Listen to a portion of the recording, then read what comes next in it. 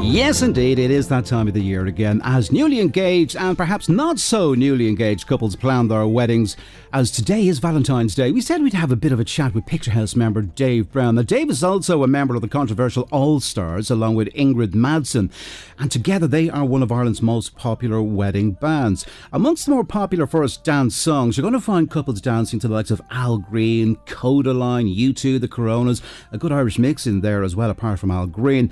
But there are also the fairly odd choices, which we're going to find out more about now in just a second. Dave Brown, good afternoon to you. Good afternoon to you. How are you? I'm very good, thank you very much.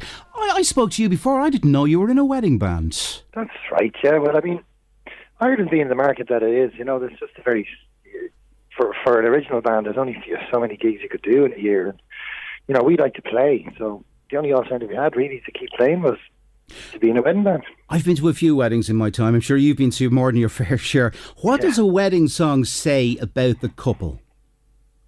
Well, it's hard to know really. A lot of the time, couples pick their own song that means a lot to them, so they have a very special memory of it. And you know, that moment of the night is very important for them to be, you know, to enjoying it for themselves. So it's hard for us to tell. But I have to say, like some of the oddest choices in the world, you wouldn't believe some of the songs we've been asked to play as a first dance, you know. Now, tell me about the one.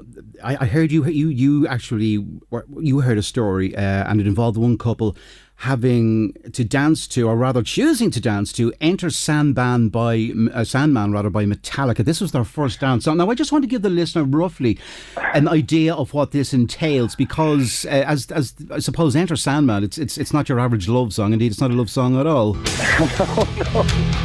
No. And they say romance is dead, huh? Okay, so tell me about this story, the couple dancing to that particular song by Metallica. Well, I bet the idea that everybody has in their mind is that, you know, it was a couple of like very tattooed bikery type people, and it wasn't at all. It was the nicest couple you ever meet in your life. It was just a song they grew up with all their friends. That means a lot to them, and as I say, that's basically the purpose of the first dance. And it's important for us. We always tell all the couples that we play for, to make sure they choose it wisely, and so that it's a song that they means something to them and all of their friends in their life. So there's no really way of quantifying what that is. Because sometime down the road, they're going to be looking at this wedding video, and they might be sitting back with their friends and their family, or perhaps their grown-up children, thinking, "What in God's name were we thinking?" Well, that's true, and you need to have the answer to that question. So as I say, when you look back at your video and you look back at your shots and you hear your first dance, it's important that it's a song that you say, God, you know, I know why I picked that, and it, you know, it was special to us, and that's why we picked it. You know, because that's the thing. People grow up and they have different soundtracks to their lives. I mean, that's with us as well. I mean, we get asked to play Sunburst, you know, quite a bit at weddings because people grew up with that song, and great song. You know, it means a lot to them. So, and it's always a pleasure and an honour to play that. Am I right in assuming you've witnessed a couple dancing, if it's possible to dance to it, the Benny Hill theme tune? Now, I don't know if you have it there on tape, but the Benny Hill theme tune is just like it's a funny piece of brass music. And again, when people came on and they danced to that, everybody fell around laughing. Everybody was smiling, having a great time. It was actually a really good touch to the night, you know. And again, it was important to them because obviously I think their parents were big fans. They grew up watching it, and they just found that piece of music very funny. Everybody laughed, and it was very inclusive, you know. So that's again unique to them, and it was certainly unique. Yeah, but in fairness, Benny Hill had a rather unique take on life. In fact, most of the time, I seem to imagine he was running after scantily clad ladies. That one there, yes. That's the one. Good grief. Okay. Now the funny thing is, it was always the ladies chasing after Benny.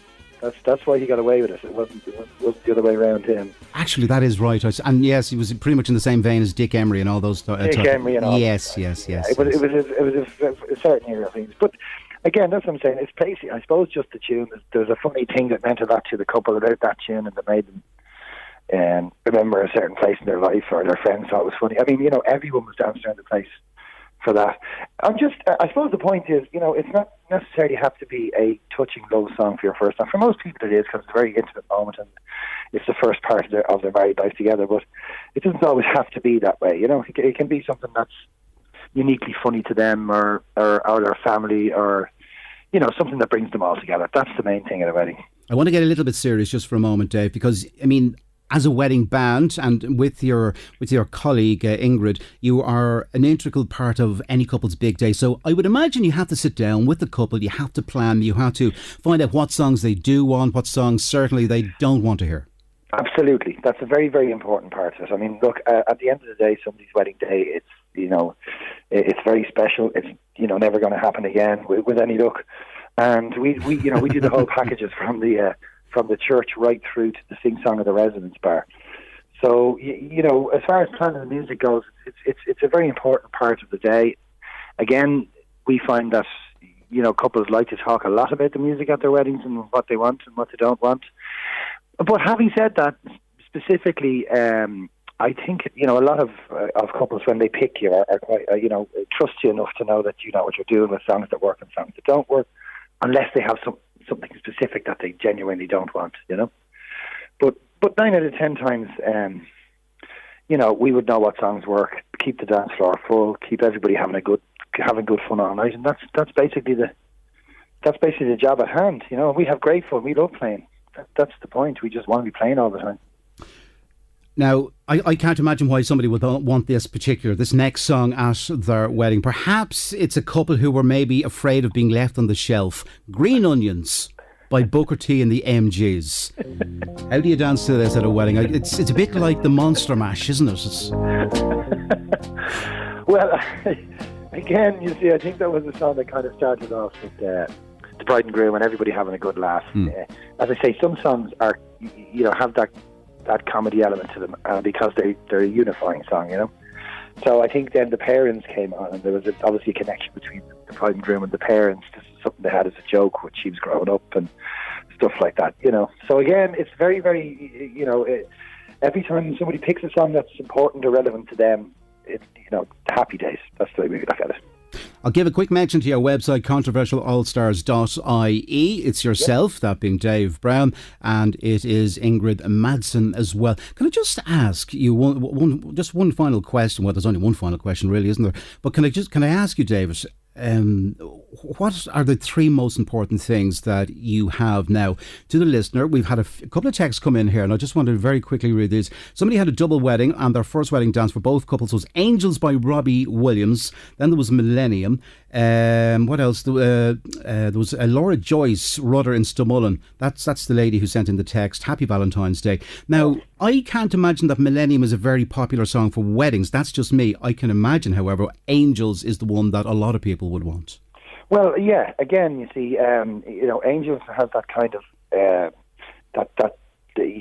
touching, lovely feel to it that most couples will want for their first dance. But then Millennium is probably important to them in a way, and reminds them of a period in their life that, either when they were younger that they were very happy at. Maybe they were at a Robbie Williams concert together. You just don't know. So I think that's the most important thing to remember when you're picking your first dance. Just that it's making sure it's very, very relevant to you, and that it has a special place in your heart, or your family's heart.